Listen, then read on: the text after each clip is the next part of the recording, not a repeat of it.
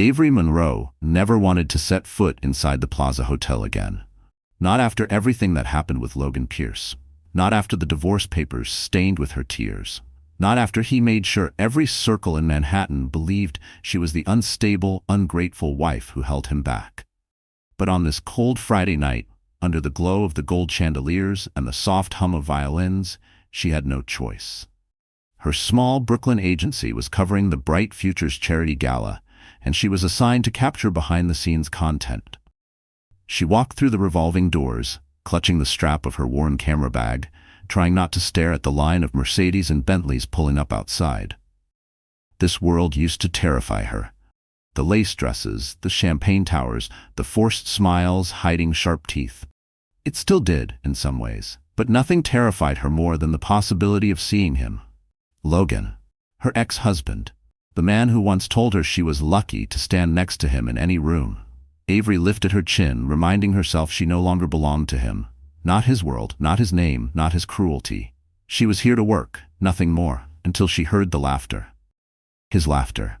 It cut through the ballroom like a blade. And there he was, Logan Pierce, standing near the grand staircase in a fitted black tuxedo, hair slicked back the way he knew she used to like. Except now he wasn't alone. Hanging onto his arm was his new fiancée, Tessa Vaughn, one of those perfect Instagram faces with teeth too white and a dress too glittering to touch. They made sure everyone saw them. They wanted to be seen. Avery froze. Logan didn't. His eyes locked onto her instantly, widening with satisfaction. The same satisfaction he once had when he convinced her to quit her job, when he told her she wasn't polished enough to attend his office parties, when he erased parts of her until she barely recognized herself. "Well," Logan said loudly, pulling Tessa closer as he strolled toward Avery. "Look who finally made it into a real Manhattan event." Several heads turned. Avery's stomach twisted. Tessa gave a small giggle, brushing her hair behind her ear as if posing for a camera. "Is this the ex you told me about?" she asked, voice sweet but edged with mockery. Logan smirked. "Yes, poor thing, she never could keep up." Avery felt her cheeks burn. She should walk away. She should say something. She should defend herself. But for a moment the old fear wrapped around her ribs. Then a calm, steady voice behind her said, "Avery? You okay?" Cole Harrington stepped into view, casually dressed, completely out of place among tuxedos and diamonds, but somehow drawing every eye near them. Calm, steady, familiar. Logan blinked, confused. Tessa blinked twice, recognizing him from somewhere. And Avery swallowed hard, because Cole wasn't supposed to be here tonight. And yet he was, standing right behind her, quiet, solid, dangerous, for all the right people. And Logan hadn't realized yet that the man he just dismissed was the one person he should fear most. Avery Monroe never wanted to set foot inside the Plaza Hotel again. Not after everything that happened with Logan Pierce. Not after the divorce papers stained with her tears. Not after he made sure every circle in Manhattan believed she was the unstable, ungrateful wife who held him back. But on this cold Friday night, under the glow of the gold chandeliers and the soft hum of violins, she had no choice. Her small Brooklyn agency was covering the Bright Futures Charity Gala, and she was assigned to capture behind-the-scenes content. She walked through the revolving doors, clutching the strap of her worn camera bag, trying not to stare at the line of Mercedes and Bentleys pulling up outside. This world used to terrify her. The lace dresses, the champagne towers, the forced smiles hiding sharp teeth. It still did in some ways. But nothing terrified her more than the possibility of seeing him. Logan, her ex-husband, the man who once told her she was lucky to stand next to him in any room. Avery lifted her chin, reminding herself she no longer belonged to him. Not his world, not his name, not his cruelty. She was here to work, nothing more. Until she heard the laughter, his laughter. It cut through the ballroom like a blade. And there he was, Logan Pierce, standing near the grand staircase in a fitted black tuxedo, hair slicked back the way he knew she used to like. Except now he wasn't alone. Hanging onto his arm was his new fiancée, Tessa Vaughn, one of those perfect Instagram faces with teeth too white and a dress too glittering to touch. They made sure everyone saw them. They wanted to be seen. Avery froze. Logan didn't. His eyes locked onto her instantly, widening with satisfaction. The same satisfaction he once had when he convinced her to quit her job, when he told her she wasn't polished enough to attend his office parties, when he erased parts of her until she barely recognized herself.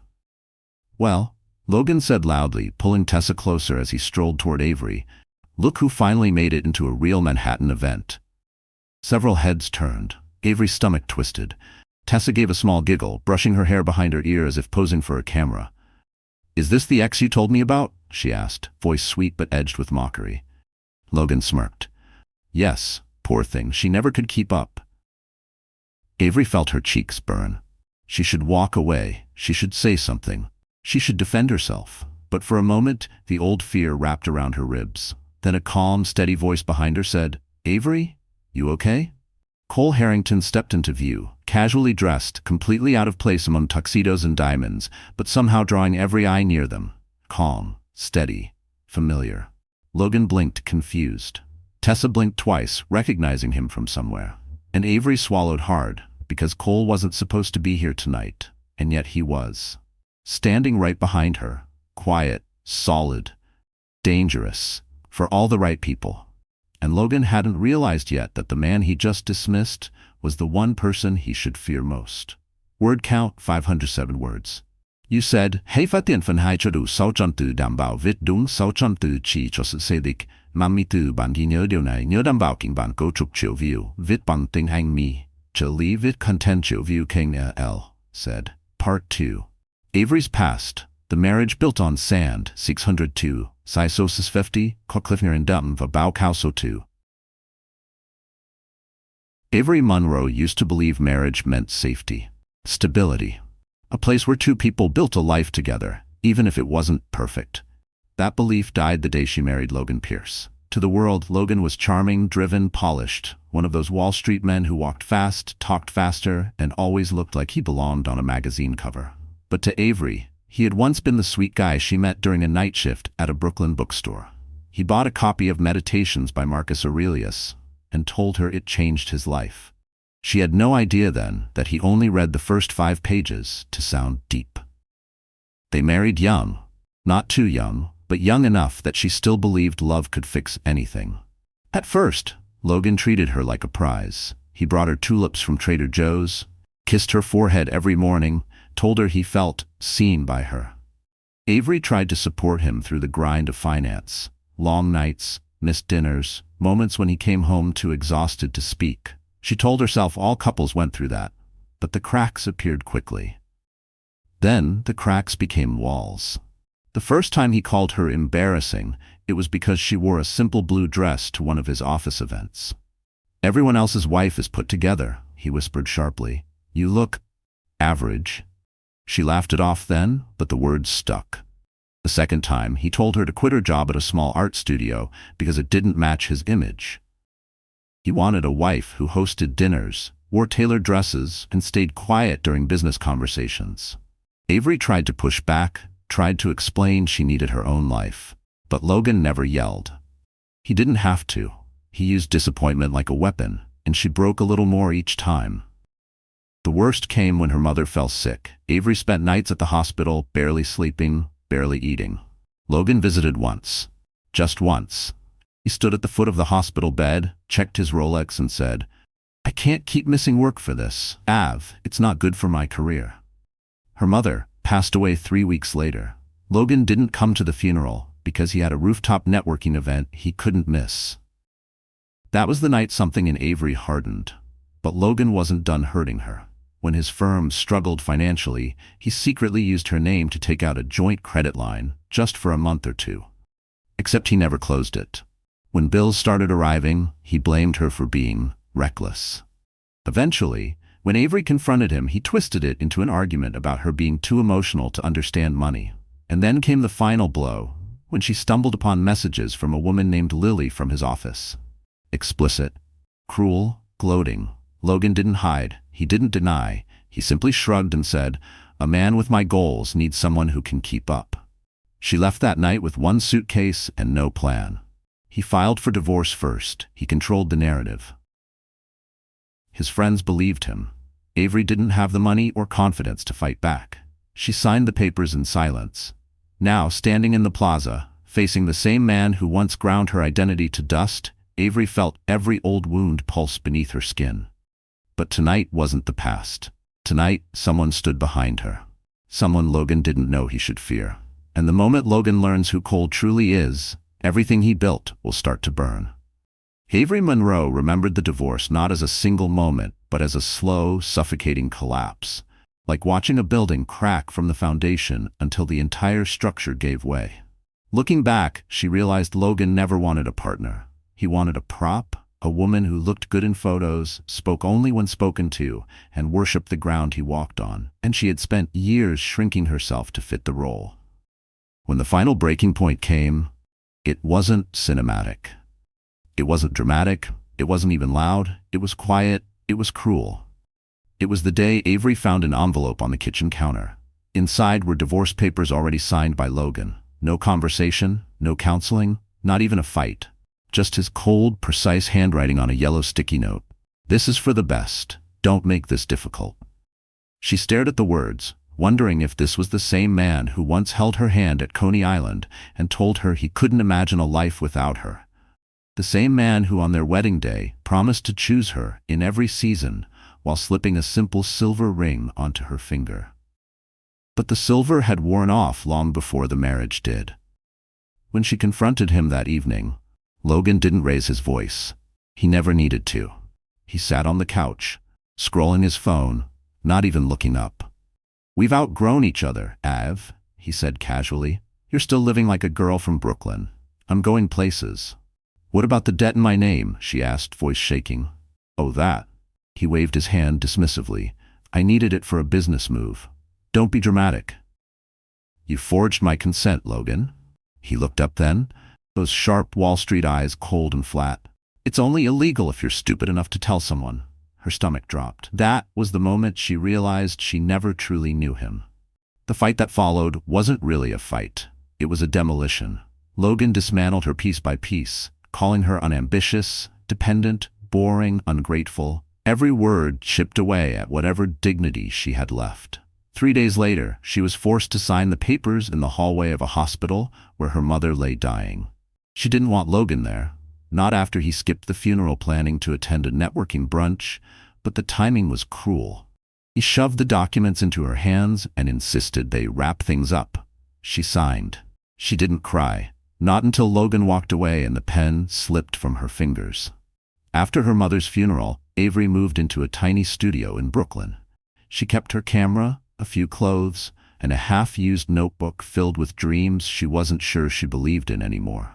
Logan kept the apartment, the furniture, the shared savings, and, worst of all, the narrative. He told friends she'd gone emotionally unstable. He told colleagues she'd become baggage. And because he wore suits and confidence, people believed him.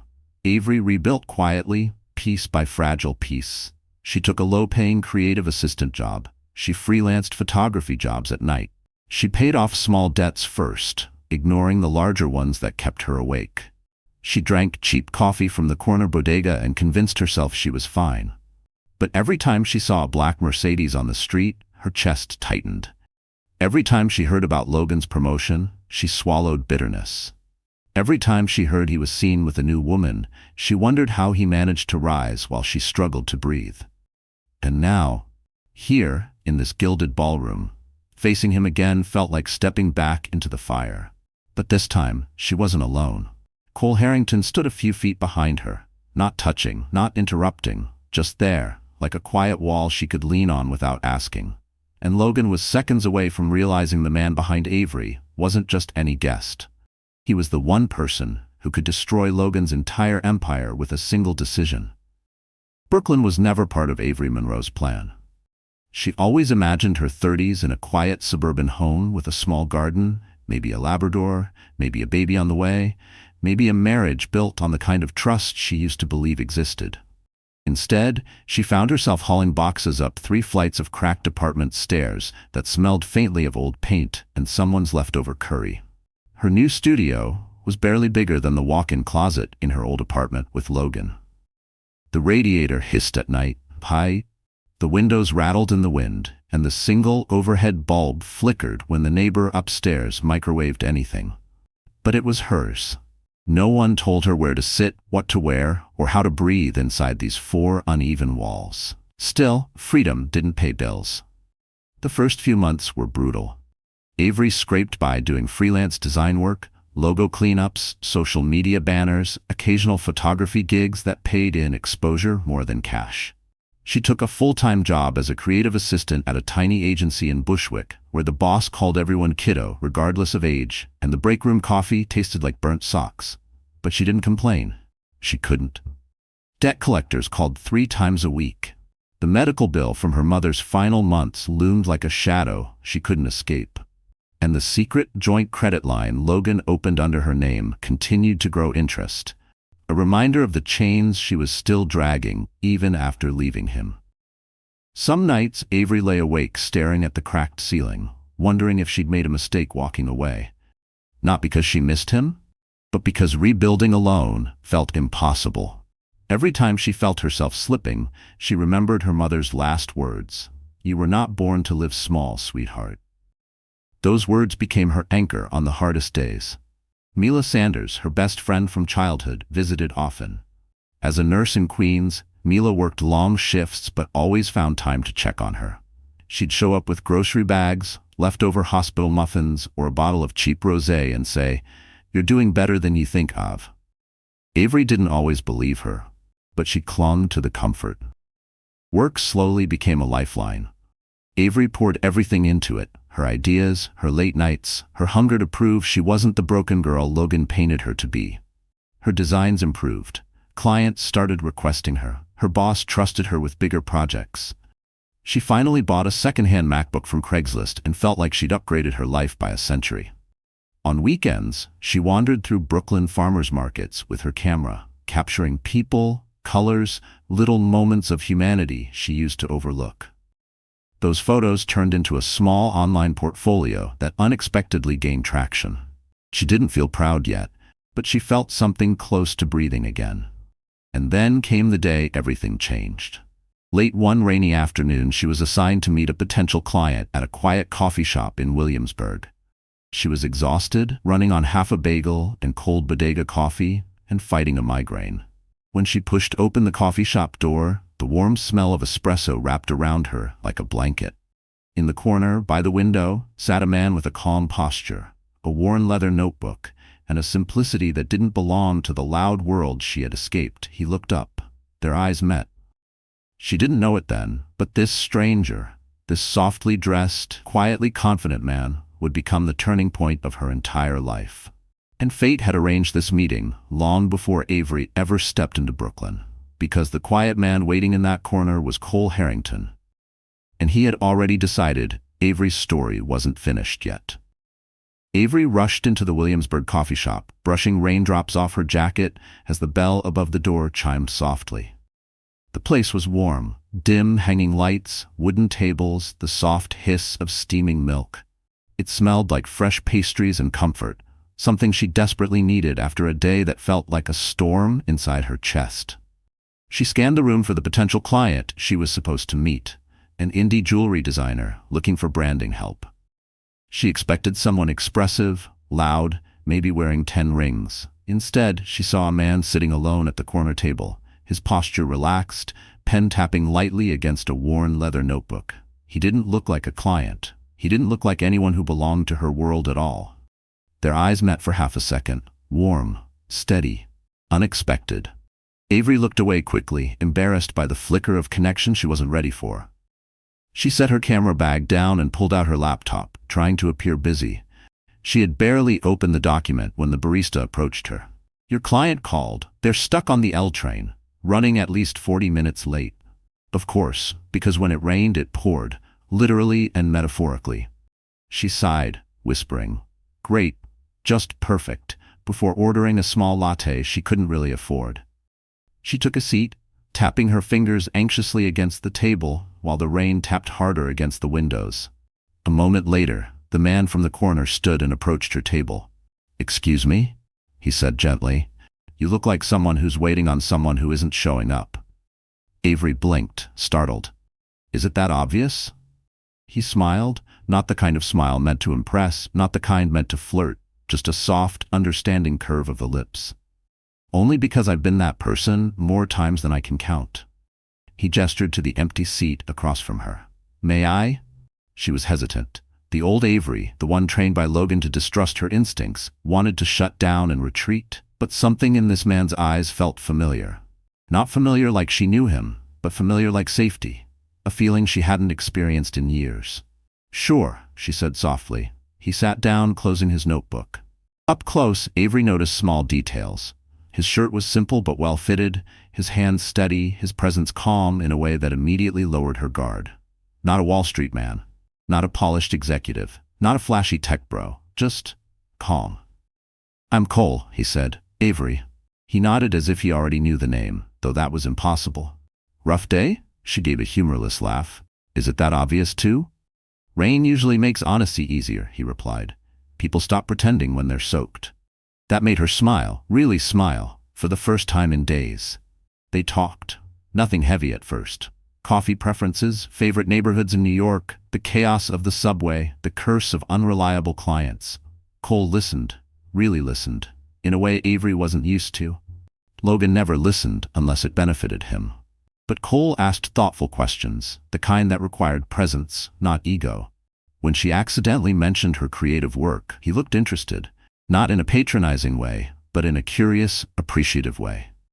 I'd love to see your photography sometime, he said. Avery felt her chest warm and tighten at the same time. Compliments usually triggered anxiety because she feared the motive behind them.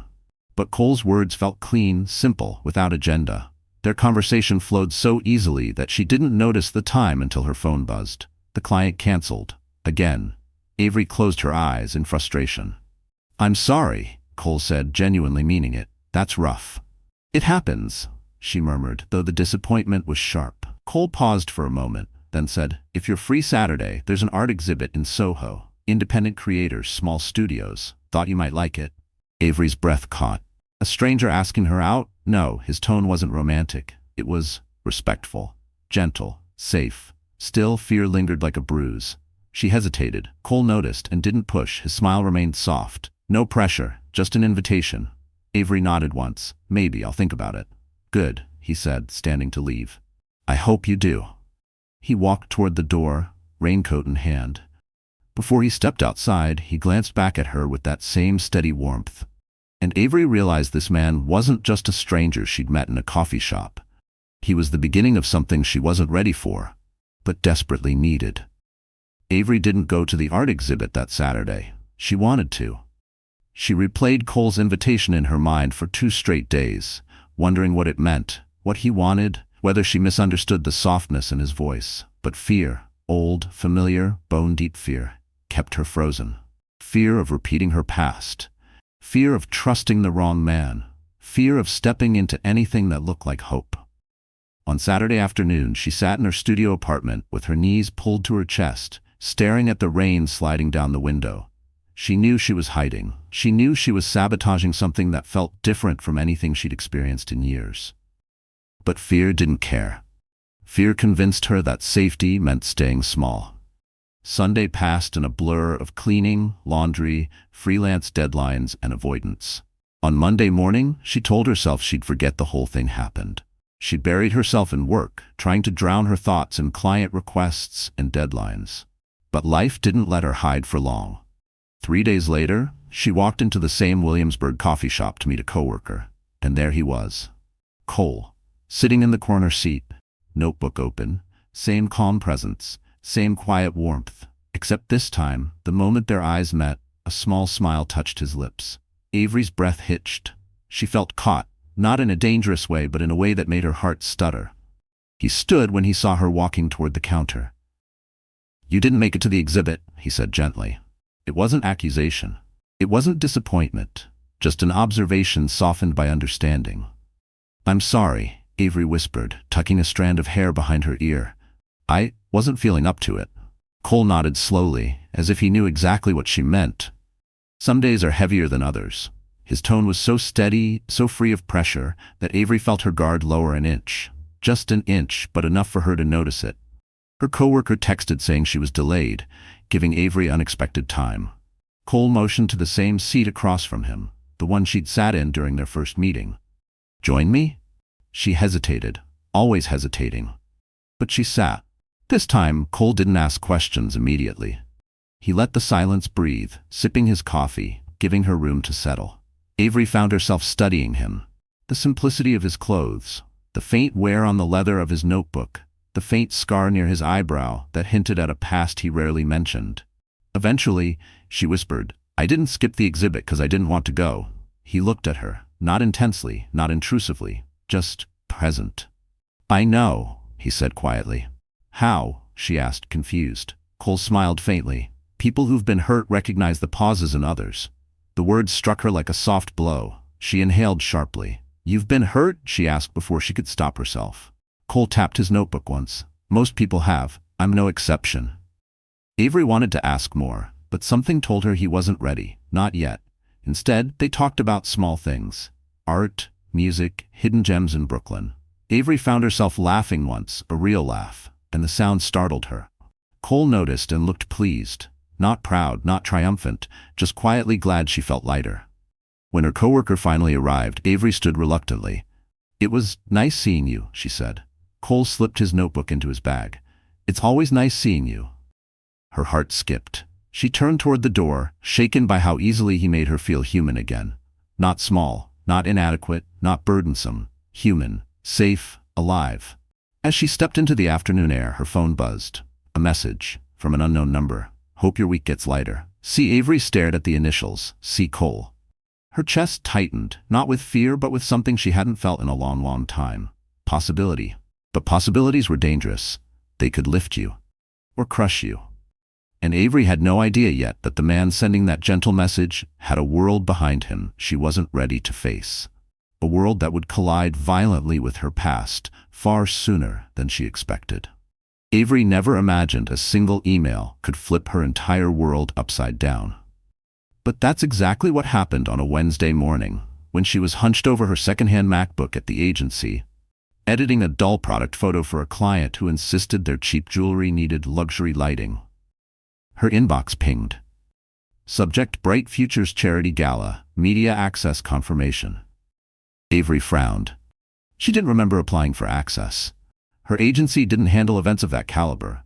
They usually managed small brand pop-ups or local product launches, not elite Manhattan galas dripping in diamonds and generational wealth. She clicked the email. Her heart dropped. "You have been approved as one of the content leads for our upcoming gala at the Plaza Hotel. We look forward to your coverage." Avery sat frozen, her stomach twisting into knots. The Plaza, Manhattan's crown jewel, and the Bright Futures Gala, Logan's world. Logan's firm sponsored it every year. Logan invited every shiny Wall Street connection he ever made. Logan loved showing off there. Her vision blurred. Of all the events in New York, why this one? She reread the email, hoping she misunderstood. But her name was clearly listed. Her agency's creative director had CC'd her with a flippant message. "Thought you'd be perfect for this. Don't be late. Big opportunity." Opportunity? More like a trap wrapped in gold foil. Just imagining Logan smirking across that ballroom made her chest tighten. She hadn't seen him face to face since the divorce, and she preferred it that way. In public spaces, Manhattan especially, Logan transformed. He loved performing, loved humiliating her in the most subtle ways. She could already hear his voice dripping with superiority. Still doing little projects, Ave? Still not keeping up? Her pulse raced. She needed air. Avery slipped out of the office and walked down the block, stopping at a nearby bench, clutching her phone like it was the only solid thing left in her world. For a moment she considered backing out. She could tell her boss she was sick. She could fake a family emergency. She could quit, anything to avoid walking back into the mouth of the beast. Her phone buzzed. A message from Cole. "Good morning. Did you eat?" Avery let out a shaky exhale. Just seeing his name grounded her. She typed a weak reply. "Big work assignment. Not great." He called immediately. "Avery, what's wrong?" His voice was calm, so calm she almost cried right there on the sidewalk. "I got assigned to cover a gala," she whispered.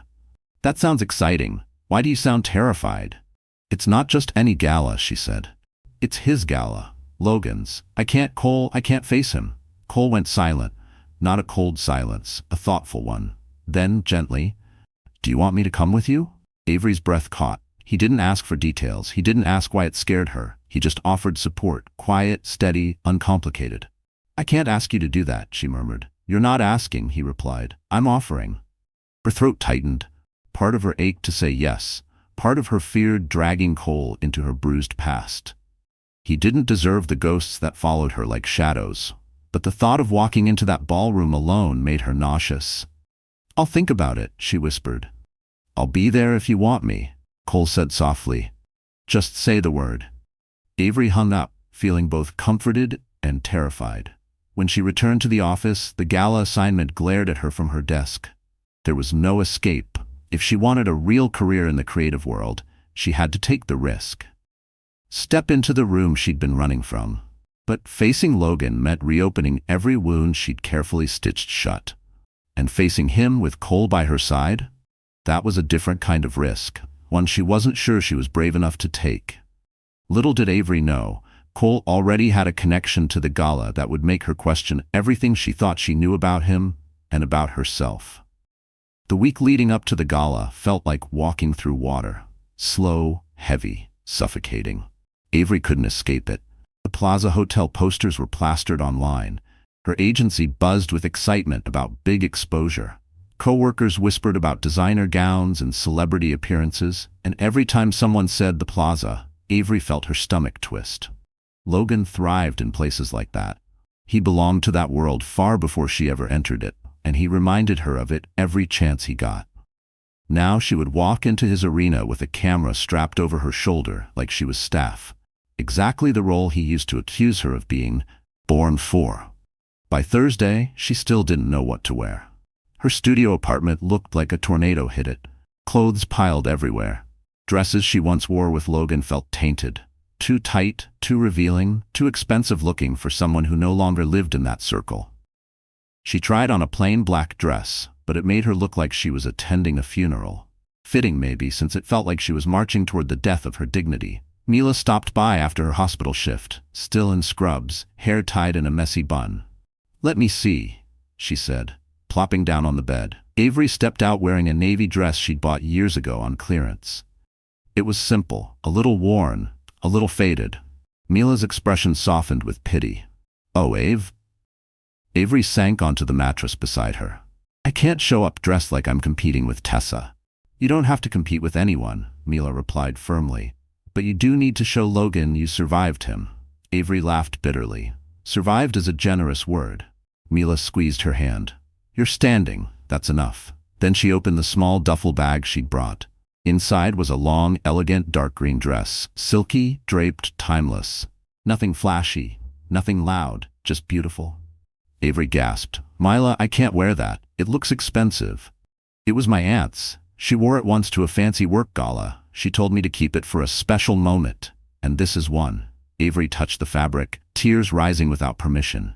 "Thank you," Mila grinned. "Besides, if Logan sees you in this, his ego will snap like a breadstick."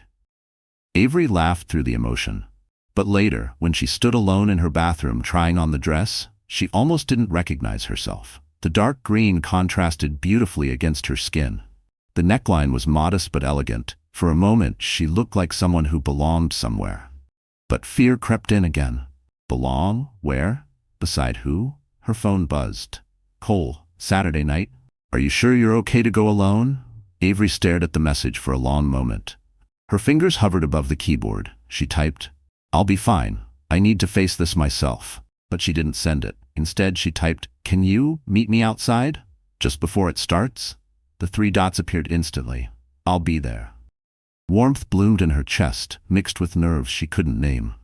She shouldn't rely on him. She shouldn't drag him into her past. But the thought of facing Logan alone made her dizzy. Saturday came quicker than expected. The city glittered with winter lights. Yellow cabs splashed through puddles. The plaza's facade glowed like a palace from another era.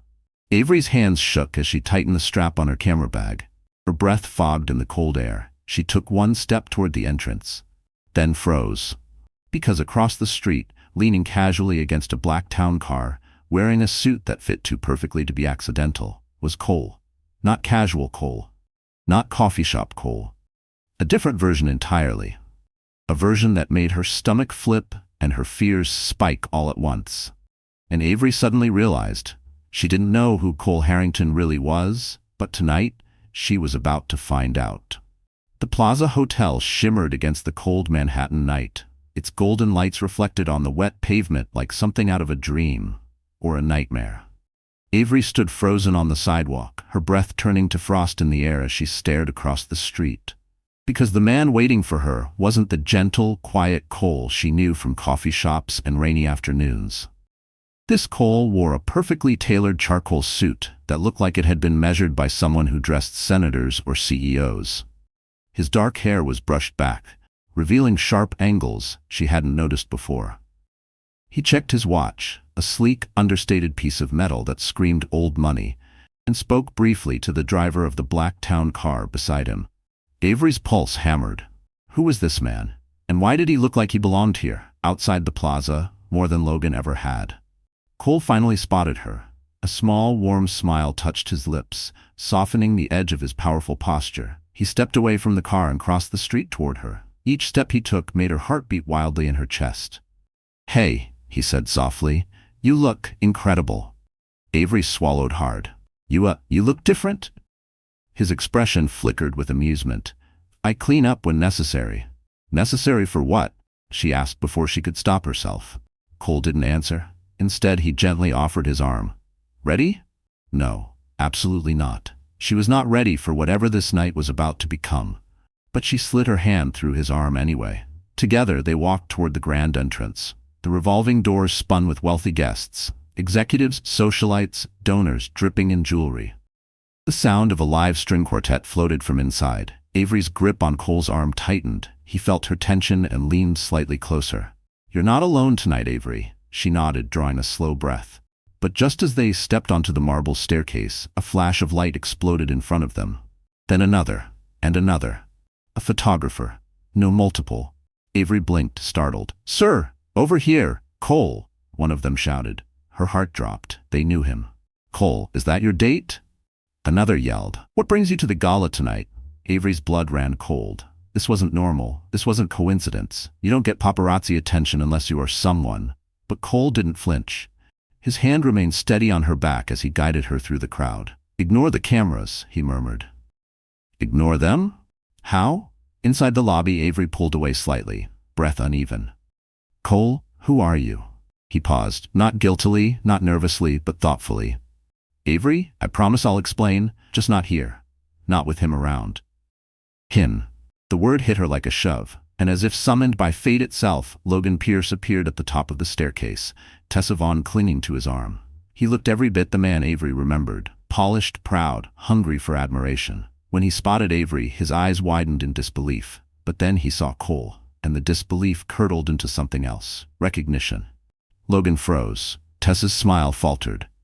Cole's expression cooled into a neutrality so controlled it sent a shiver down Avery's spine.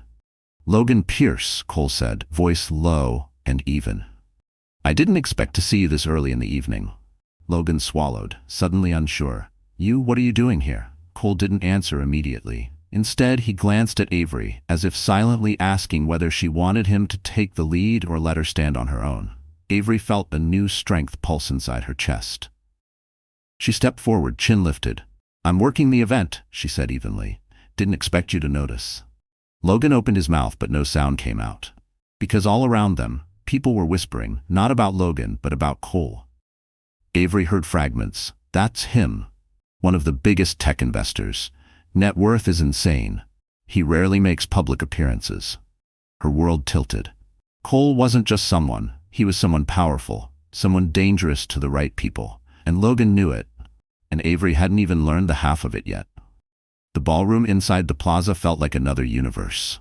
Golden chandeliers dripping from the ceiling, attendees wrapped in luxury fabrics, the hum of elite conversation blending with the light music from a live quartet. Avery had photographed events before, but nothing like this. Nothing that made her feel so small, so misplaced, so watched. Especially because Logan Pierce hadn't stopped staring at her since she walked in. His eyes followed her like a shadow wearing an expensive suit. She could feel his scrutiny burning into her back as she adjusted her camera equipment, pretending she didn't notice the whispers around them about Cole Harrington. Cole stood only a few feet away. Aura calm, posture composed. Yet something about his presence made the room bend around him. People recognized him. Powerful people. People who would have scoffed at Avery if she'd come alone. But tonight, their eyes lingered a beat longer when they realized she wasn't. Logan approached with Tessa in tow, chest puffed out as if he were ready to perform for an audience. "Well, well," he said loudly enough for nearby guests to turn. "Look who's finally upgraded her life, or borrowed someone else's." Tessa giggled, all sugary sweetness with venom underneath.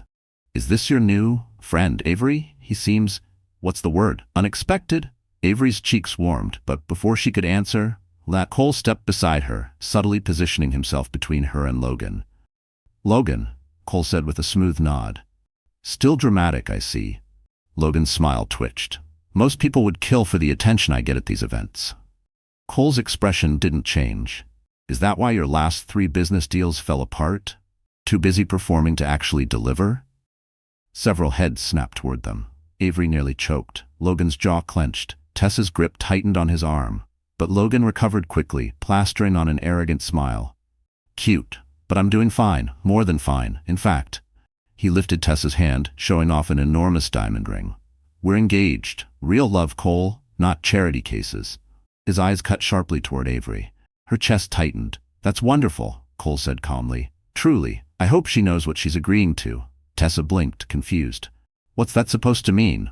Cole didn't answer. Logan jumped in, eager to regain control. "Anyway, Avery, I'm glad to see you working. I suppose this is the closest you'll ever get to being part of a real Manhattan event." He said it loudly. Loud enough that several people turned to stare at her camera bag. Avery felt her lungs shrink, old shame clawing up her throat. But before she could shrink back into herself, Cole spoke, softly but with a force that silenced the room around them. "Avery belongs in any room she walks into," he said. "You, on the other hand, should worry about staying in the rooms you think you own." Logan faltered, just a flicker. But Avery saw it. Still, he pushed forward. "You don't know anything about me." Cole's eyes hardened the slightest bit. "I know enough." A murmur spread through the nearby crowd, guests whispering, glancing nervously at Logan. Tessa shifted uncomfortably. Logan, desperate to pull attention back, threw out another jab. "You think just because you show up with a new man, it erases what you really are? A broke, dependent." "Logan." Cole's voice cut through the air like ice. "Choose your next word carefully." The music softened. Conversations quieted. People leaned in. Avery's heart pounded. Logan straightened, scoffing. "What? Are you going to do something? Defend her honor like some knight in shining armor?" Cole stepped forward, lowering his voice. "No, but I will correct your narrative." He glanced around at the gathering eyes. "Avery isn't broken. She rebuilt herself after you tried to destroy her. She's not dependent, she's self-made, and she's not beneath you. She's survived things you would crumble under." Logan's face flushed scarlet. Tessa stared between them, trying to process what she was witnessing. Cole finished, voice steady. "You didn't leave her behind, Logan. She outgrew you. That's the part you can't accept." Gasps rippled across the room. Avery stood frozen, breath caught in her chest. Logan, humiliated and trembling with barely contained rage, leaned forward and hissed, barely audible. "This isn't over." Cole's eyes narrowed, and Avery could feel something dangerous brewing, something that meant the night's true explosion hadn't even begun.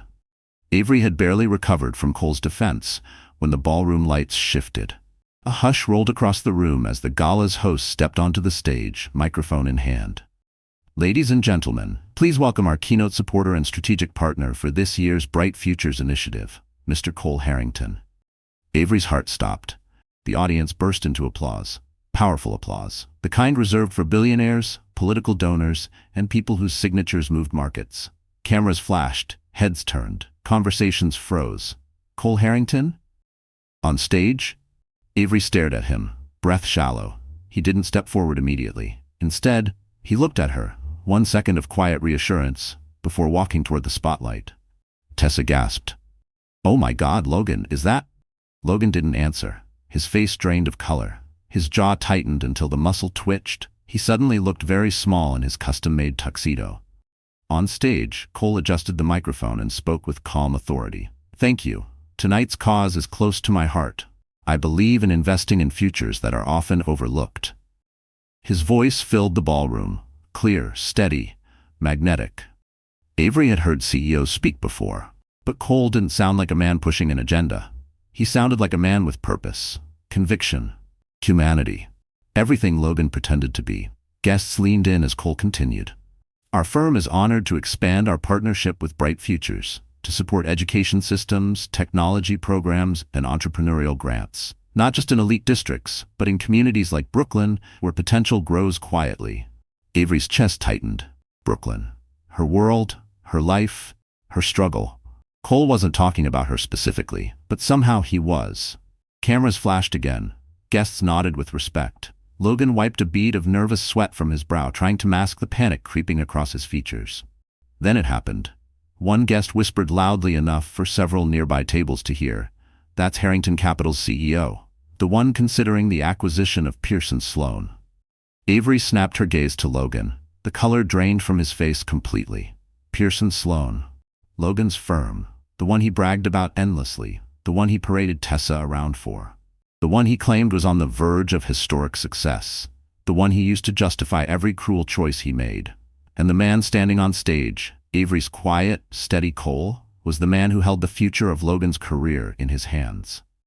Avery's knees wobbled. For years, Logan made her feel small. Tonight, he was the one shrinking. Cole wrapped his speech with a warm smile, humility woven into every word. Let's continue building a future where everyone has a chance. Thank you. Thunderous applause filled the room. Avery clapped too, but her hands trembled, because suddenly everything made sense. The paparazzi outside, the expensive suit, the confidence, the way people treated him with reverence the moment he walked in. But her mind didn't immediately jump to his wealth or power. It jumped to one thought. Why didn't he tell me? When Cole stepped off the stage, dozens of attendees swarmed him. Executives, investors, philanthropists. Lights flashed, champagne glasses clinked. People congratulated him with two wide smiles. Avery stood back, overwhelmed. She didn't belong in that circle. She never had. And seeing Cole in his real element, surrounded by power, made her feel painfully, achingly aware of the distance between their worlds. Logan turned to her, voice low and bitter. Did you know who he was? Or did you get lucky? Avery didn't answer, because she didn't know. Not really. Tessa whispered, Logan, if Harrington Capital buys your firm... Shut up, Logan snapped, voice tight with panic. But panic couldn't stop the truth that had just detonated inside the ballroom. Cole finally broke free from the crowd and walked toward Avery. His eyes were warm, human, familiar. Avery, he said gently, can we talk? She opened her mouth, unsure what emotion would spill out. Shock, anger, fear, something softer. But she didn't get the chance to respond, because at that exact moment, Logan stepped between them. And the look in his eyes was one she'd seen before. The look of a man who realized he was losing everything and was about to fight dirty to get it back. Logan Pierce stepped between Avery and Cole with the swagger of a man pretending he still had control. But underneath the surface, he was unraveling. His pupils were pinpoints, his jaw locked tight, his breath shallow. Avery had seen him like this before, when he felt cornered, when he felt exposed, when he felt small. Move, Cole said calmly, his voice steady enough to level mountains. Logan forced a smile. Relax. I just want a moment with Avery. You've had enough of the spotlight for one night, don't you think? Cole didn't blink. This isn't about spotlight. Sure, Logan scoffed, stepping closer to Avery. You show up with Manhattan royalty and somehow this isn't about spotlight? Please. He turned to her fully. Avery, we need to talk. No, she whispered, her voice steadier than she expected. We don't. Logan laughed, a brittle sound. You don't get to decide that. But before he could continue, Tessa Vaughn appeared beside him, her designer heels clicking sharply against the marble. Her perfect makeup was starting to crack, just slightly, revealing the frantic woman underneath. Logan, Tessa hissed, tugging at his sleeve, we need to step aside, now. Logan shook her off. Not now. This is important. Avery crossed her arms, trying to maintain some semblance of strength. Logan, you've said enough tonight. I've barely started, he snapped, voice sharp. You think you're better than me now, because you're hanging onto his arm? He jabbed a finger toward Cole. You think this guy is going to save you? You don't know men like him. They use women like you. Avery flinched. Cole didn't. You don't get to talk to her like that, Cole said, voice low. Logan barked a laugh. Look at you, acting like some knight. But she doesn't belong in your world, Cole. She's a nobody. A charity case. Ask anyone here. They know it. Avery's throat tightened. But she held her ground. Funny, Cole said, tilting his head. I don't remember asking for your opinion. Tessa tugged Logan again, harder this time. Logan, for God's sake, let's go. Avery noticed something then. Tessa wasn't trying to calm Logan out of concern. She looked terrified. Not of Logan, of something else. A man in a dark suit waved subtly from across the room, tapping his phone. Tessa's face went pale. Avery frowned. Is something wrong? Tessa startled, eyes darting between Avery, Logan, and the man in the suit.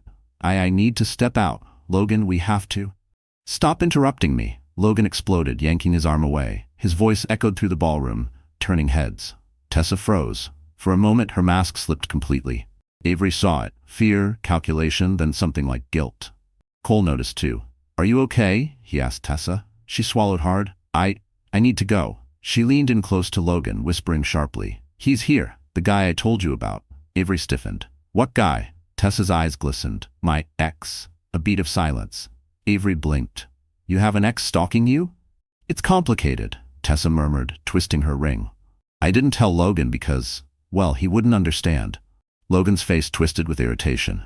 Oh, please. He's not here. You're being dramatic. He is here, Tessa cried, voice cracking. And if he sees me with you, it's going to get bad.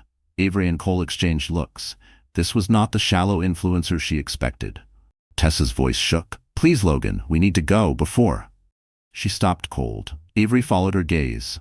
A tall, broad man with a scar across his jaw was walking toward them, eyes locked on Tessa like heat-seeking radar. Logan stiffened. Who the hell is that? Tessa's lips trembled. The mistake I thought I left behind. Cole subtly moved in front of Avery. Logan instinctively stepped in front of Tessa. The ballroom filled with a hum, confusion, whispers, tension rising like smoke. Logan, Tessa breathed, voice cracking. If he reaches me. But she didn't finish the sentence. Because the man was getting closer. And he wasn't slowing down. And just like that, the night stopped being about Avery or Logan or Cole, because a new threat had entered the battlefield, one that none of them were prepared for. The ballroom's golden glow suddenly felt harsh, like the lights were exposing every crack and every lie floating inside the room. Avery's pulse hammered as the scar-jawed man sliced through the crowd with his eyes locked onto Tessa. Conversations died mid-sentence. Even the string quartet faltered for a beat before recovering. Tessa's breath came in short, panicked bursts. Gone was her perfect influencer poise. In its place was raw fear. Logan, she whispered urgently, fingers tightening around his arm. You don't understand. He isn't just an ex. He owns people. He controls people. Logan scoffed, still clinging to his Wall Street bravado. Tessa, relax. Nobody owns anyone. Avery watched the way Tessa flinched, not at the words, but at the arrogance behind them. The man was almost upon them now, weaving around guests like they were obstacles, not humans. Cole stepped forward instinctively, positioning himself between Avery and the incoming threat. Avery felt the subtle shift in his energy, calm but razor-sharp, protective in a way that wasn't possessive, just present. Do you know him? Cole asked Tessa, voice low but steady. She nodded, tears brimming. His name is Damien. He used to run with a crowd in Vegas. I didn't know what he really did until it was too late. When I tried to leave, he said no one leaves him. Avery's stomach dropped. This wasn't drama. This wasn't jealousy. This was danger. Logan finally sensed something real, something bigger than his ego, and straightened with tension. Why didn't you tell me any of this? Tessa snapped, trembling. Because you only care about how things make you look, Logan. I couldn't tell you I once dated a man who laundered money and threatened people. You'd drop me in a heartbeat. Logan opened his mouth, probably to deny it, but it was too late. Damien reached them. Hello, sweetheart, he said, voice dripping with cold affection. Did you think I wouldn't find you? Tessa stepped back so fast she nearly fell. Logan grabbed her arm protectively. Too tight, but at least he didn't let her slip. That's close enough, Logan said, trying to sound powerful. Damien's gaze flicked to him with amusement. And you are? Tessa's fiancé. Damien smiled, a slow, sinister smile that said he enjoyed breaking confident men. Not for long. Avery felt chills race up her spine. Cole's hand gently but firmly guided her behind him, a movement so subtle that no one else noticed. "Whatever business you have with her," Cole said quietly, "you'll handle it outside." Damien cocked his head. "And who the hell are you?" Cole didn't flinch. "Someone you don't want to test." Damien laughed. "Cute. You think money makes you untouchable?" A hush fell around them. Some guests slowly backed away, sensing the storm about to break. This wasn't gala gossip anymore. This was something volatile. Tessa stepped forward, voice cracking. "Damien, please, I left that life. I left you. I didn't tell you because I was afraid." "You should be afraid," he said coldly. Logan bristled. "Back off. She's with me now." Damien's eyes darkened. "You think that matters?" And then he said the line that made everyone freeze. "She owes me." Avery's heart dropped. "Owes you what?" Damien turned toward her, studying Avery like she had no right to speak. "Debts, time, loyalty, things she promised." "That's not true," Tessa whispered, voice trembling. Damien leaned closer, voice low and vicious. "Sweetheart, you and I both know the people I work with don't forgive debts." Avery felt bile rise in her throat. This was spiraling fast. Logan was out of his depth. Tessa was terrified. Guests were pretending not to look, but couldn't stop watching. Then Cole spoke again. Calm, controlled, but with an edge that made Avery's skin prickle. "She doesn't owe you anything," he said. "And she's not leaving with you." Damien smirked. "Who's gonna stop me?" "You?" Cole didn't answer with words. He stepped closer, not aggressively, not theatrically, but with the quiet confidence of someone who had the power to move mountains. Damien's smirk faltered. "You don't know who you're dealing with," Cole said softly. "And you don't know who I work for." Damien shot back. Cole's gaze hardened. "No," he said, "but I'm about to." Before Damien could respond, Cole's phone buzzed. He glanced at the screen, eyes narrowing slightly. Avery leaned toward him. "What is it?" Cole lifted his gaze to Damien slowly. "It's information about him," Cole said. "And Avery, it changes everything." Cole didn't move. He didn't blink. He just stared at Damien with a stillness so sharp the air itself felt like glass. Avery could tell. Whatever information Cole had just received wasn't random. It wasn't minor. It was something that shifted the ground under all of them. Damien's cocky smirk flickered. "What? Someone finally texted you my resume?" Cole's voice was low, deliberate. "Not your resume. Your file." The color drained slightly from Damien's face. Avery swallowed. "File?" Cole finally looked at her, his eyes steady. "Avery, Damien isn't just some violent ex. He's tied to a money laundering ring under federal investigation." Tessa gasped, covering her mouth. Logan stumbled a step back. Even the nearby guests froze, listening without pretending. Damien recovered quickly, forcing a laugh. "You don't know what you're talking about." But Cole wasn't finished. "And the investigation?" He tilted his phone toward Damien. "It just escalated. Someone inside your circle flipped." Damien's expression snapped like a rubber band stretched too far. For the first time, Avery saw fear in his eyes. Logan, sensing danger now, grabbed Tessa's arm again, not in anger, but fear. "We should leave, now." Tessa trembled. "He said they'd hurt me if I left." "You're not going anywhere with him," Cole cut in. "Either of you." Damien lunged forward a half step, but Cole didn't flinch. Two security guards near the stage picked up on the movement and subtly advanced. Damien stiffened, jaw ticking. "You think your money protects you?" Damien hissed. Cole's voice didn't rise. It didn't need to. "No, but truth does. And right now the truth is that you're being watched." Avery glanced around. Sure enough, two men in black suits stood near the door, government, not hotel security. Their eyes were locked on Damien. He noticed too. His breathing changed. "I didn't come here for trouble," Damien muttered. "I came for her." He pointed at Tessa, but Tessa stepped back behind Logan, shaking her head violently. "No, I don't belong to you. I never did." "Sweetheart," Damien growled, "you owe us." "No." Cole cut in sharply. "She doesn't. Your operation is collapsing. You're clinging to whatever control you think you still have." Damien glared at him. "And who are you to say that?" Cole finally answered the question Damien had thrown at him earlier. "Harrington Capital works with federal agencies to monitor certain financial networks, including yours." A stunned silence fell. Avery felt the room tilt. Logan whispered, horrified, "You? What?" Cole didn't look away from Damien. "Your time is up." Damien's face twisted. He glanced around the room at the cameras, the security, the government agents inching closer. Panic pulsed under his skin. "You think this ends tonight?" Damien spat. You have no idea who my people are. Cole stepped closer, expression unreadable. Oh, I know exactly who they are. Damien's bravado cracked.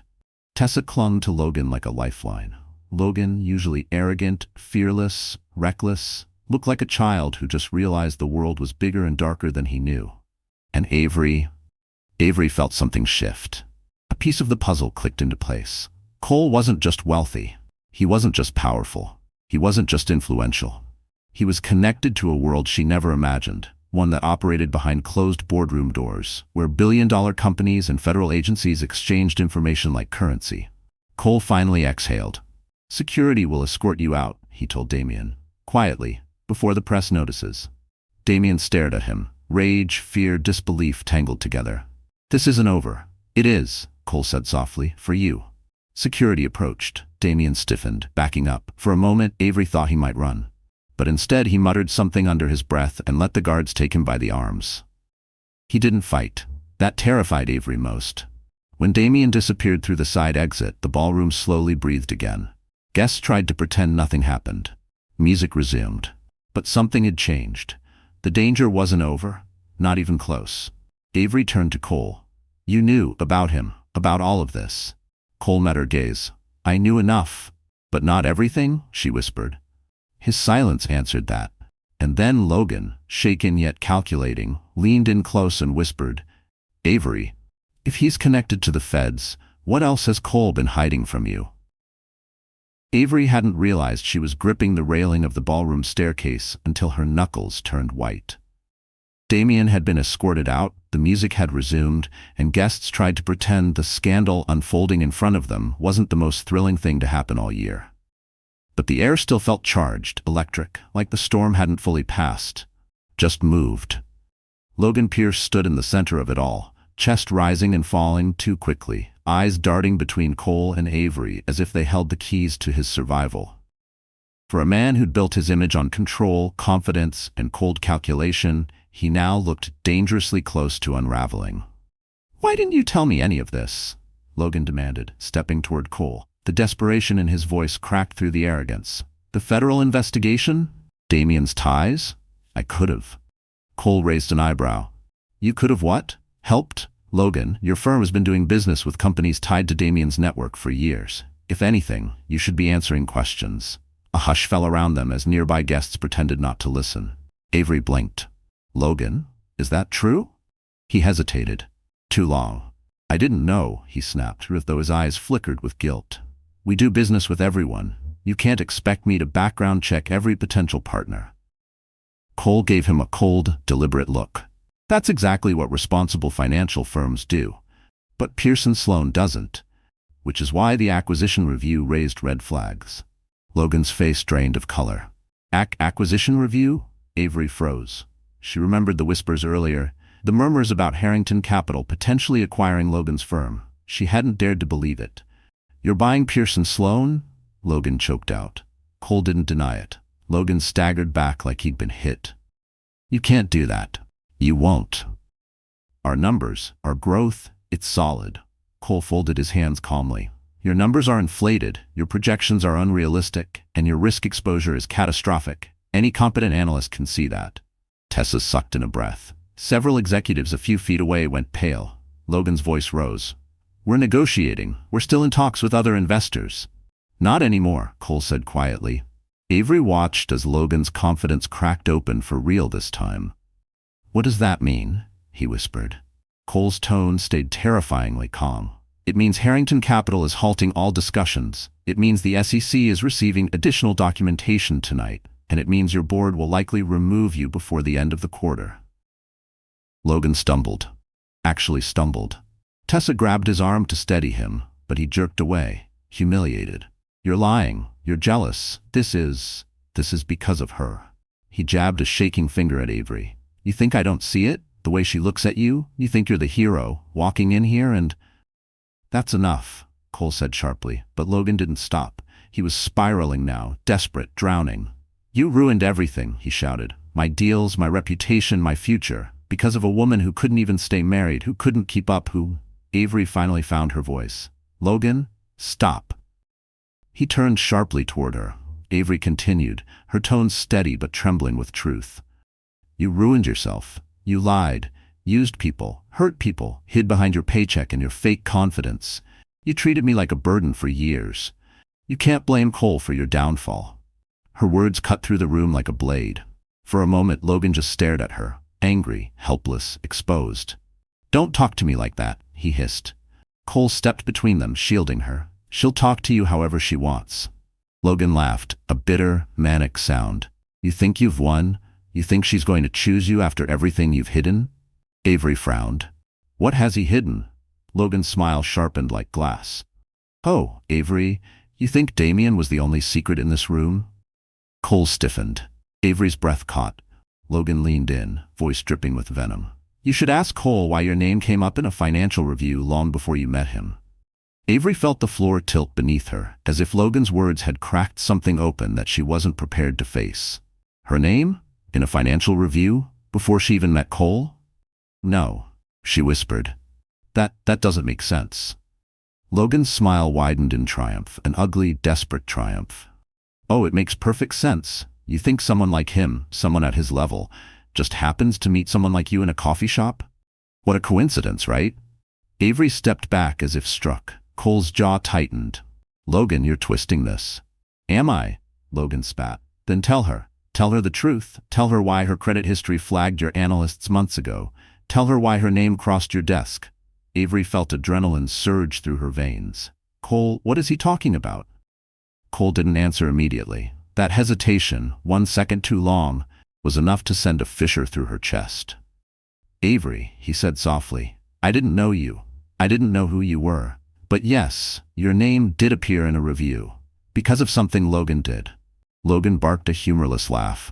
Blame me for everything. Classic. Cole ignored him. His voice was steady, careful. Avery, the debt Logan opened in your name, without your consent? That loan was flagged in a forensic audit we're conducting on companies tied to Pearson Sloan. It was routine. It had nothing to do with you. Avery felt dizzy. But why didn't you tell me?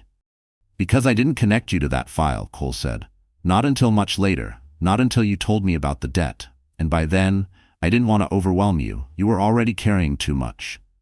Logan leaned closer, voice dripping with poison. Or he didn't want to scare you off before he could swoop in as your savior. Avery's stomach twisted. Cole's voice hardened. That's enough. No, Avery said breathlessly. Let him talk. Apparently he has a lot to say. Cole turned to her, eyes pained. Avery, please. Why didn't you tell me? She whispered again, the words trembling.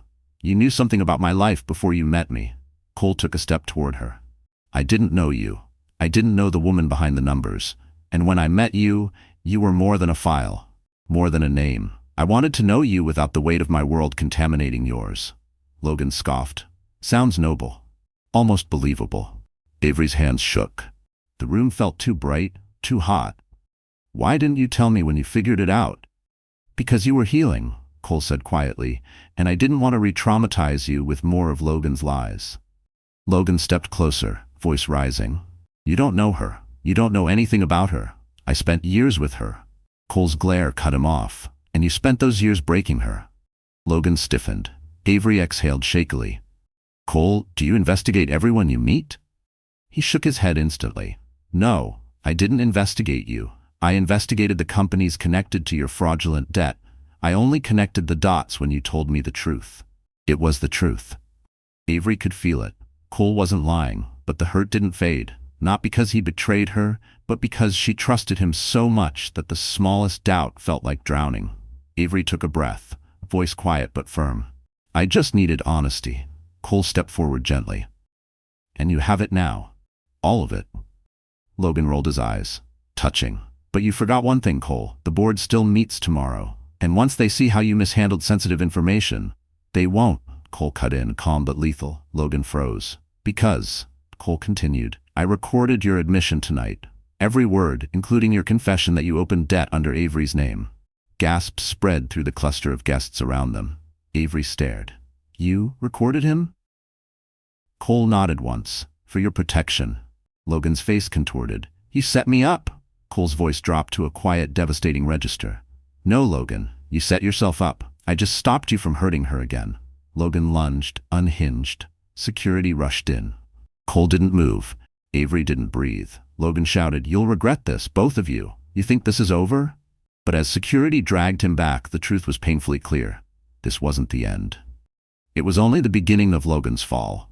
And Avery was about to watch everything he built collapse in ways he never imagined. Logan Pierce had always believed he was untouchable. For years, he walked through Manhattan like the sidewalks were poured for him, like every handshake was a stepping stone, every woman an accessory, every success inevitable. But after security dragged him away from the gala floor, his kingdom began crumbling faster than he could catch the pieces. And Avery watched it, not with triumph, not with cruelty, but with a quiet, trembling strength she didn't recognize in herself. Security didn't arrest Logan that night. Cole hadn't wanted chaos in the ballroom. Instead, Logan was escorted to a private hall while event staff whispered nervously. Tessa hovered at a distance, her eyes wide and conflicted. She wasn't crying. She looked stunned. Like the curtain had finally dropped, and the man she was about to marry wasn't a hero climbing the corporate ladder, but someone sprinting toward a cliff. Cole touched Avery's arm softly. "Are you okay?" She nodded, though her pulse was still too fast. "Just processing." He exhaled a breath that sounded like he'd been holding it for hours. "I'm sorry it came out this way. I didn't want you to find out from him." Avery looked at him, really looked at him. The strength, the certainty, the protectiveness. "What happens now?" Before Cole could answer, his phone buzzed. He glanced at the screen, jaw tightening. Pierce and Sloane's board just called for an emergency meeting. Tonight. Avery blinked. "Tonight?" Cole nodded. "Logan's out, effective immediately." It wasn't said with pride or satisfaction, just inevitability. Across the hall, Logan erupted from the side room, shoving past security. His tie hung crooked, his hair disheveled, his eyes wild. "You did this," he yelled, pointing at Cole. "You think you could walk in here and destroy everything I built?" "You destroyed yourself," Cole said calmly. Logan's gaze snapped to Avery, sharp with accusation. "And you don't act like you're innocent. You've been waiting for this, waiting to watch me fail." Avery swallowed hard. "I never wanted this, Logan. I just wanted to be free." "Free?" he echoed, laughing like something inside him cracked. "You're nothing without someone propping you up. First me, now him." "Stop," Avery said quietly. But he didn't. He never knew how. "You think he loves you?" Logan shouted. "You think you can keep up with someone like him? He'll get bored." "They always do. And then what?" "You'll crawl back to Brooklyn and—" "Pierce," a harsh voice barked. Everyone turned. 2 federal agents approached, badges out. Logan went pale. "What is this?" he demanded, voice cracking. "Logan Pierce," the agent said. "We need to speak with you regarding the irregularities discovered in the financial audits of Pierce and Sloan." Logan staggered back. No, this is a misunderstanding. I didn't do anything." The agent cut him off. "Some of the fraudulent activity traces back to accounts under your authorization." Avery's breath caught. Her debt, her suffering, her sleepless nights. Logan's face twisted in panic. "I didn't authorize anything. I didn't." But he had, and they all knew it. "You'll need to come with us," the agent said. Logan looked around desperately, at Tessa, who took a step backward, at the guests watching like spectators, at Avery, who stared with numb disbelief, and finally at Cole, who remained still unreadable. "You think you've won," Logan whispered, voice trembling. "This isn't over. I'll fix this. I'll rebuild everything." But no one believed him, not even himself. As the agents escorted him out, the ballroom fell silent. Even the quartet paused. Every pair of eyes followed him as if witnessing the fall of a titan. Avery's chest tightened, not with sympathy, but with something heavier. Closure, reality, release. Cole stepped beside her. "This ends tonight." Avery wasn't so sure. Logan had spent years weaving lies, manipulating systems, building illusions. Even cornered, men like him always had one last fight in them. And she had a sinking feeling. Logan Pierce wasn't done causing damage. Not yet. Avery left the plaza that night feeling like her soul had been shaken loose. The cold Manhattan air hit her face as she stepped outside, but instead of clearing her mind, it made everything sharper, every memory, every wound, every fear she thought she had buried. Cole walked beside her in silence, giving her space, never rushing her. A black town car waited at the curb, but Avery hesitated before getting in. "Do you want to talk?" Cole asked softly. She wrapped her arms around herself. I don't know what I want yet. He nodded. That's okay. But as Avery inhaled the freezing air, her phone buzzed. Unknown number. Her stomach knotted. She opened the message. You ruined my life. I'm not going down alone. A chill ran down her spine. It's from Logan. Cole's expression hardened instantly. Block the number. He'll just use another, Avery whispered. Cole took her phone gently but firmly. I'll handle it. For the first time, she didn't push away his help. That night, Avery sat on her small Brooklyn couch, wrapped in a blanket that still smelled faintly of lavender from her mother's home. The city hummed through the thin windows. Her apartment felt like the last place in Manhattan untouched by the storm she had just walked through. But she wasn't safe. Not yet. Her email pinged, twice, then again. Logan. Long paragraphs. Rage and desperation poured into her inbox. You set me up. You betrayed me. You'll regret crossing me. You think he's better than me? He's hiding things too. Avery closed her eyes, breath shaking. Cole called. I installed extra security alerts on your accounts, he said calmly, trying not to sound alarmed. Logan is spiraling. He feels cornered. That makes him unpredictable. Avery rubbed her temples. This is never going to end, is it? It will, Cole promised, but he'll try to hit you where it hurts before he falls. She swallowed. And where's that? Your peace, Cole said. He'll try to take that from you first. Before Avery could respond, someone banged on her apartment door. Hard. Her heart nearly stopped. She froze, breath locked in her throat. Avery? A voice called through the door. She exhaled in relief. It was Mila. Avery rushed to open it. Mila stood on the threshold with a paper bag of groceries and worry etched into every line on her face. You okay? Mila asked, stepping inside. Avery nodded weakly. Just a lot. Mila set the bag down and pulled Avery into a hug. I saw the news alerts. Logan being escorted out of the plaza? Girl, that man finally got what he deserved. Avery didn't smile. He's angry, she whispered. Really angry. Mila cupped her face. He can't hurt you anymore. But Avery wasn't convinced. Before she could respond, her phone buzzed again, this time with an email notification from her landlord. Notice, due to a formal complaint filed regarding noise disturbances and unsafe behavior, your tenancy is under review. Please schedule a meeting within 72 hours. Avery's stomach dropped. No, this has to be a mistake. Mila grabbed her phone. Unsafe behavior? You? That's ridiculous. Avery scrolled down. Attached was a statement from Logan, a fabricated story, claiming Avery had been emotionally unstable, had outbursts, and had men frequently coming and going at all hours. Tears stung Avery's eyes. He's trying to get me evicted. He won't, Mila said fiercely. We'll fight it. But Avery felt the walls closing in. Logan knew exactly where to hit her. Her job, her housing, her sanity. Her phone buzzed again. Cole calling. She answered with shaking hands. He's messing with my lease. I know, Cole said, voice tight. He's filing complaints with your employer too. He's trying to burn any corner of stability you have left. Avery sat on the couch, vision blurring. I can't do this again. I can't lose everything again. Avery, Cole said firmly, you're not alone this time. What if he destroys everything before this is over? He won't, Cole said, because tomorrow morning, the board of Pearson Sloan votes on immediate legal action. And once that happens, he'll be too busy fighting for his freedom to hurt anyone else. Avery didn't fully believe it, not until Cole hesitated, just for a breath, and added, and there's something else you need to know, about Logan, about what he did behind your back. Avery's heart stopped. Cole, she whispered, what are you talking about? He exhaled slowly, voice turning grave.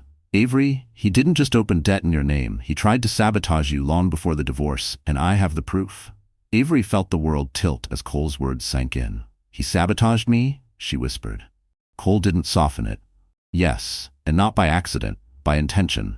They met the next morning in Cole's quiet Park Avenue office, floor-to-ceiling windows overlooking a fog-covered Manhattan skyline. Mila insisted on coming with Avery for support, sitting silently beside her like a protective sister. Cole's assistant brought in hot coffee, but Avery's hands shook too much to hold the cup. Cole placed a folder on the table. These are copies of internal communications from Pearson Sloan, the ones Logan thought he deleted. Avery stared at the folder like it was a live wire. Cole opened it gently. Inside were emails, printed, highlighted, dated. Her name appeared everywhere.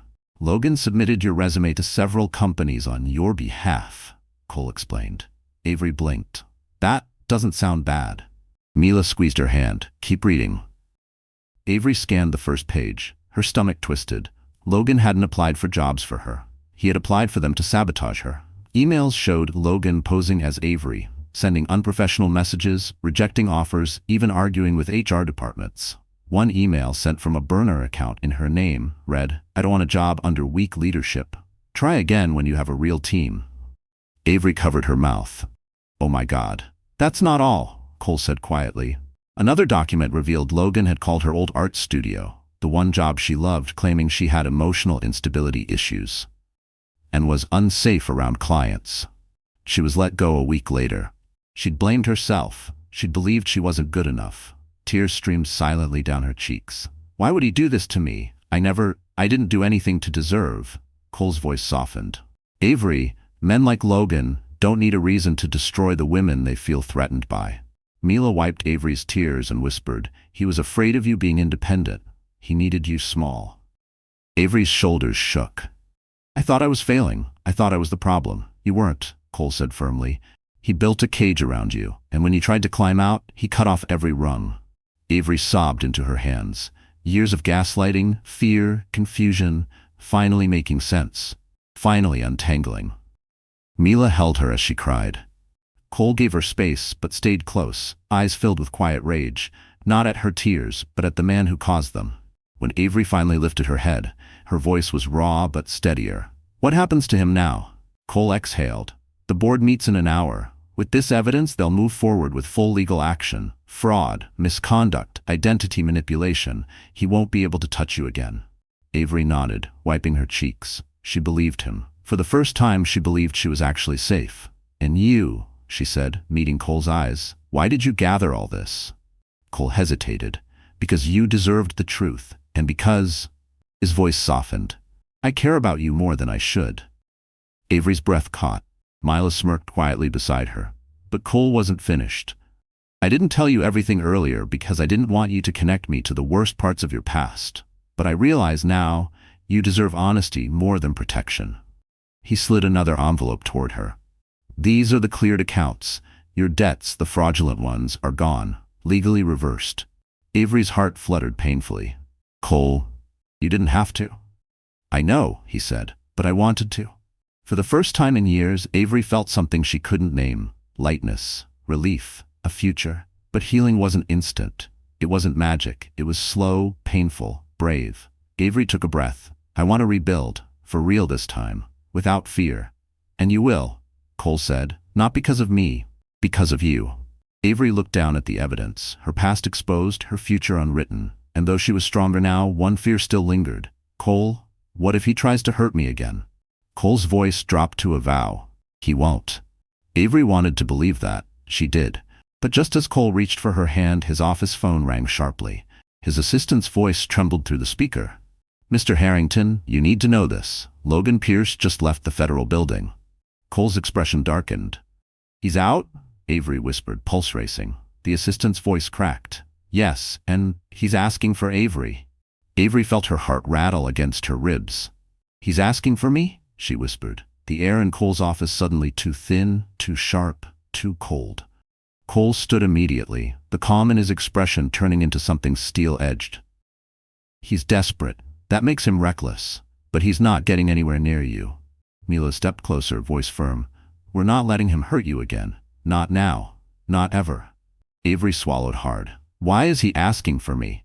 Cole exchanged a glance with his assistant, then answered gently, "Because when men like Logan lose everything, they go back to the only person they think they can still manipulate." Avery felt the words like a bruise, but she didn't crumble this time. She stood straighter. "I'm done being his target," she said quietly. Before anyone could respond, Cole's security team entered the office. "Mr. Harrington, Logan Pierce attempted to access your building. He was stopped in the lobby. The authorities have been notified." Avery's knees weakened, but she didn't fall. Not this time. "What did he say?" she asked. The guard replied, "He kept repeating that he needed 5 minutes with Avery." "We didn't let him in." Mila scoffed. 5 minutes? After everything he did, he deserves 5 minutes in a dumpster. Despite everything, Avery huffed a tiny laugh. Cole stepped closer to her. "Avery, do you want to file an official restraining order?" She hesitated, just a moment, then nodded. "Yes, I want this over, all of it." Cole squeezed her hand gently. "Then let's end it." 2 hours later, they sat inside a quiet conference room at the federal office downtown. Avery gave her statement calmly, clearly, powerfully. Every lie Logan told, every debt he forged, every threat he sent, every attempt to ruin her life, her voice never shook. She wasn't the Avery who cried in hallways, who apologized for existing, who shrank whenever someone raised their voice. She was the Avery who survived. When she finished, the agent nodded. "We already have evidence tying him to financial fraud and identity misconduct. Your testimony helps close the loop. We'll proceed immediately." Avery stepped outside, the cold air hitting her like a baptism. Free, she felt free, for the first time in years. Cole walked beside her. "It's done." Avery looked up at him, her chest swelling with something warm and terrifying and beautiful. "Thank you for standing by me through all of this." Cole shook his head. "No, you stood by yourself. I just walked with you." She smiled softly. But he wasn't finished. "I meant what I said," he murmured. "I care about you. Probably more than I ever planned to." Avery's breath caught. "Cole," he reached into his coat pocket, not for a ring, but for a small velvet box. Her heart stopped. "It's not what you think," he said with a faint smile. "Not yet." He opened the box. Inside was a key. To a home, not an escape, not a rescue plan, but an invitation. "I bought a place in the Hamptons years ago," he said quietly. "It's quiet, safe, peaceful. If you ever want a place to breathe or rebuild or just, this is yours." Avery's eyes filled, not from fear, from feeling seen, truly seen. "I don't want to run away," she whispered. "Not anymore." "You're not running," he said. "You're choosing." Avery took the key, her fingers brushing his. "And what about us?" she asked, voice trembling with hope. Cole stepped closer, cupping her cheek gently. "That," he said, "we build at your pace. No fear, no shadows, just us." A tear slipped down her cheek. "I want that." He leaned in, forehead touching hers. "So do I." 1 week later, Logan Pierce was formally charged. 1 month later, Avery moved into a brighter apartment, started a new senior creative role, fussed and let herself dream again. And on a quiet spring evening in the Hamptons, sunset glowing pink over the water, Cole finally held her hand and whispered, "Whenever you're ready for the next chapter, I'm ready too." Avery looked at him, at the peace he brought into her life, at the home she had finally found in herself. "I'm ready," she whispered. For the first time in years, her future felt wide open, full of love, dignity, and a freedom no one could take away again. So, that's where our story closes tonight. And if you're still here, my friend, listening until this very last moment, then something in Avery's journey must have touched your heart in its own quiet way. Maybe you've been hurt before. Maybe you've carried pain in silence. Maybe you've had someone try to shrink you, dim you, or make you believe you were less than you truly are. The truth is, every one of us has walked through storms we didn't deserve. But like the Stoics once said, the obstacle is the way. Pain isn't the end of the story. It's the beginning of strength. Marcus Aurelius wrote, "You have power over your mind, not outside events." And when you look at Avery's journey, you see exactly that. A woman who finally stopped trying to control the chaos around her and instead started choosing herself. And maybe that's your message tonight too. Choose yourself. Choose your peace. Choose the life where your dignity is not negotiable. If this story reached you, healed you, or helped you see your worth a little clearer, then please, like this video, share it with someone who needs it, and subscribe so you don't miss the next journey we take together. We're here with you. You're not alone.